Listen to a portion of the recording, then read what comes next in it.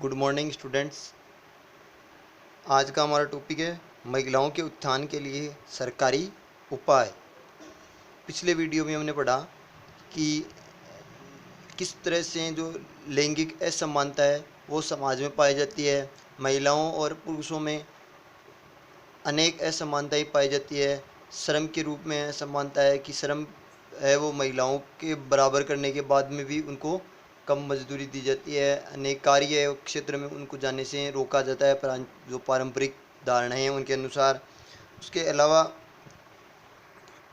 शिक्षा के जो अवसर है उनमें असमानता पाई जाती है। वह सामुदायिक जो सहभागिता है उसमें भी महिलाओं को पुरुषों के बराबर दर्जा नहीं दिया गया है। तो असमानता ही पाई जा रही है। इन असमानताओं को मिटाने के लिए और महिलाओं का उत्थान करने के लिए सरकार द्वारा कौन कौन सी योजनाएं चलाई जा रही है उनके बारे में आज हम विस्तृत अध्ययन करेंगे। तो सरकार है वो दो तरह से महिलाओं की प्रगति, सुरक्षा और संरक्षण के कार्य कर रही है। यानी दो तरह के कार्य करती है। एक तो पहला तो ये करती है कि महिलाओं की सुरक्षा और संरक्षण के लिए कानून बनाए गए हैं, कि महिलाओं की सुरक्षा और संरक्षण के लिए क्या कर रही है, कानून बना रही है।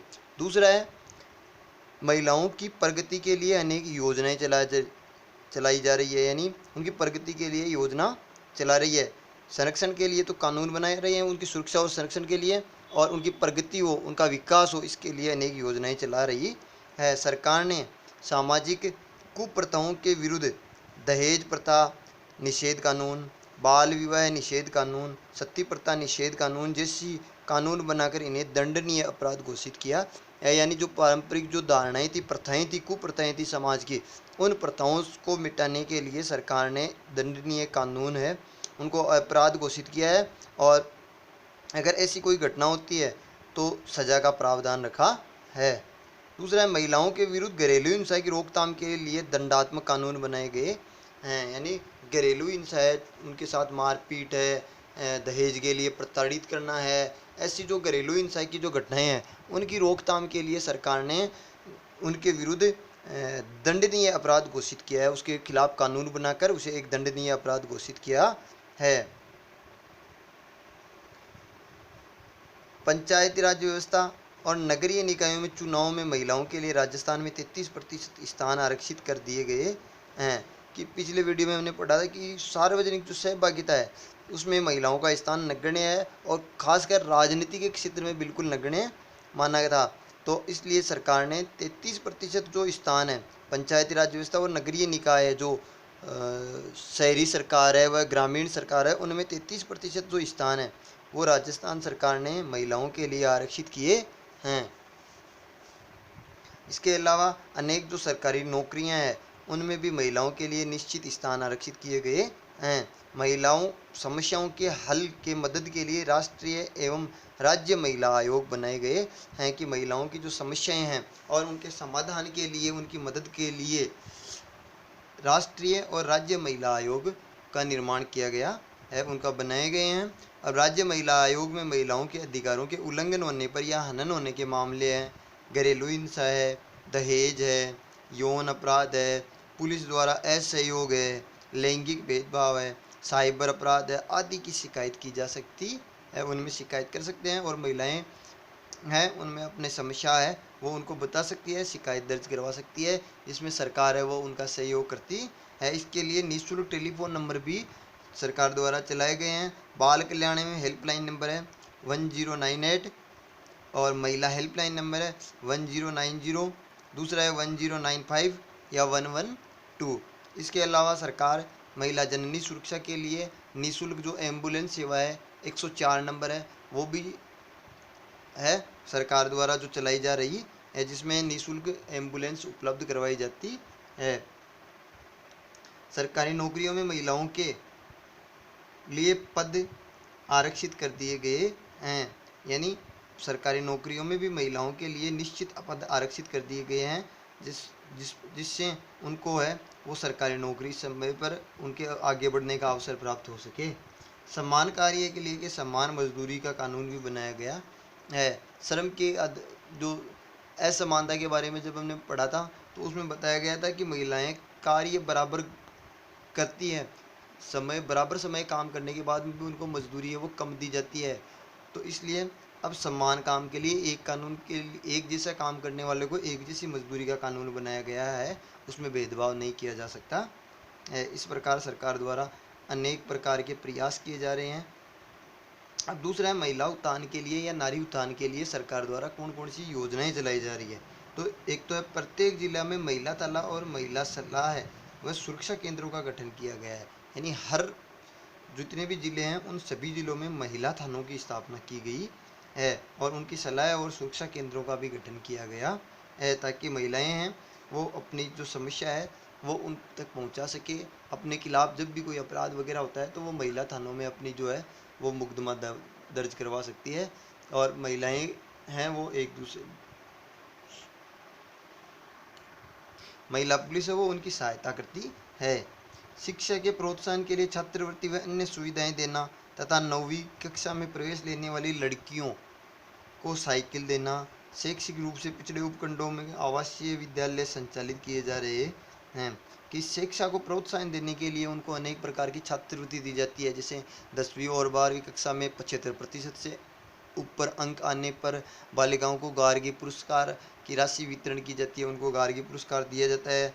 इसके अलावा छात्रवृत्ति योजना भी चलाई जा रही है उनके लिए, जो छोटी कक्षाओं में बच्चियां पढ़ती है या बड़े विद्यालय जो बड़ी कक्षाओं में पढ़ती है उनके लिए छात्रवृत्ति योजना भी है। 9वीं कक्षा में प्रवेश लेने वाले छात्रों के लिए जो साइकिल योजना है वो चलाई जा रही है। इसके अलावा सरकार है वो पिछड़े जो उपखंड है जहाँ पर विद्यालय दूर है ऐसे जगहों पर आवासीय विद्यालय जो कस्तूरबा गांधी आवासीय विद्यालय है, ऐसे आवासीय विद्यालय भी संचालित कर रही है। इस प्रकार सरकार है वो शिक्षा के क्षेत्र में उनको शिक्षित करने के लिए अनेक प्रकार की योजनाएं चला रही है शिक्षा को बढ़ावा देने के लिए।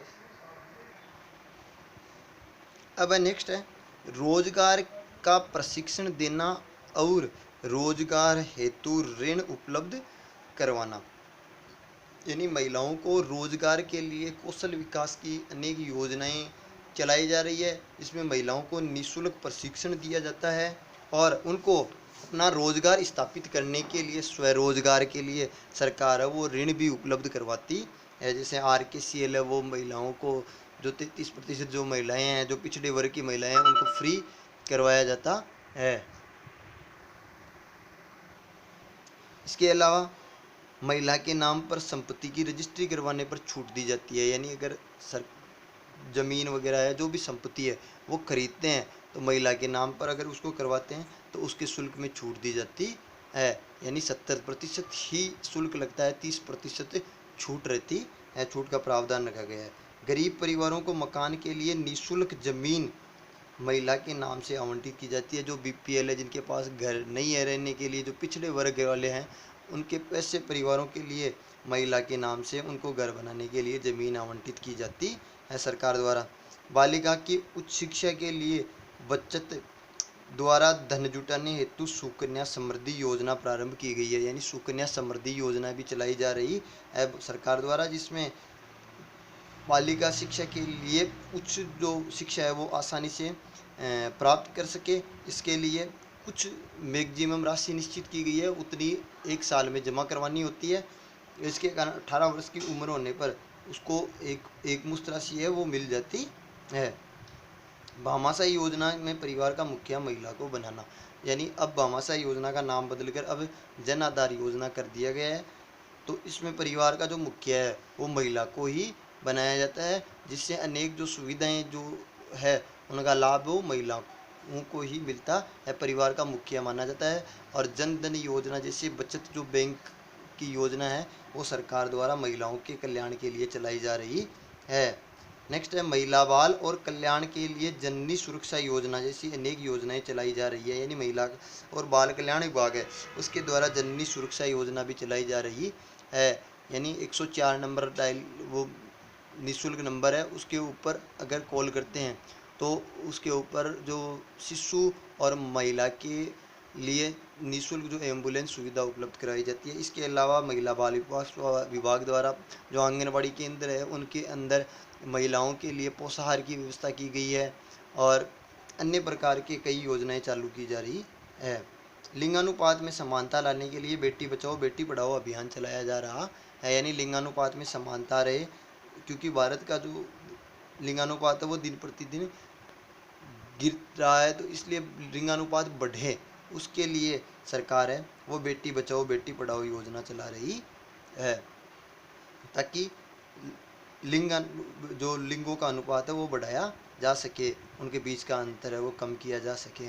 परिवार, समाज और देश की प्रगति में महिलाओं व पुरुषों का महत्व बराबर है, यानी परिवार में, समाज में और देश की प्रगति में, उनके विकास में पुरुषों का और महिलाओं का स्थान है वो महत्व है वो बराबर माना गया है। महिलाओं और पुरुषों दोनों की समानता से ही परिवार में खुशहाली और समाज की प्रगति संभव है, यानी दोनों अगर बराबर सहयोग करेंगे और समानता रहेगी तभी परिवार में खुशहाली और समाज की प्रगति हो सकती है। इस प्रकार सरकार के द्वारा महिला उत्थान के लिए अनेक कानून बनाए गए हैं, उनकी सुरक्षा के लिए अनेक प्रकार की कानूनों का निर्माण किया गया है व उनके उत्थान के लिए अनेक योजनाएं चलाई जा रही है। प्रश्न पूछे जा सकते हैं कि महिला सशक्तिकरण के लिए कौन कौन से कानून बनाए जा रहे हैं या महिलाओं के उत्थान के लिए चलाई जा रही सरकारी योजनाओं की जानकारी दीजिए। तो इनके उत्तर है वो हम आसानी से कर सकते